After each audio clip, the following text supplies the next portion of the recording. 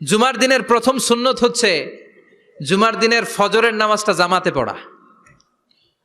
সবাই কয় খাইছে, হুজুরে ধরছে জায়গা মতো, আসল জায়গায়। জুমার নামাজের প্রথম সুন্নত হচ্ছে ফজরের নামাজটা কি পড়া? জামাতে। আফদালুস সালাওয়াত ইনদাল্লাহি সালাতুল ফাজরি ফি ইয়াউমিল জুমআতি ফি জামাআ। বিশ্বনবী বললেন জুমার নামাজের 15টা সুন্নত মুখস্থ রাখতে হবে। 1 নাম্বার সুন্নত ফজরের সালাত জামাতে পড়তে হবে। 2 নামাজ মুনাফিকদের কাছে সবচেয়ে কঠিন, একটা হচ্ছে ফজরের নামাজ আর একটা এশার নামাজ।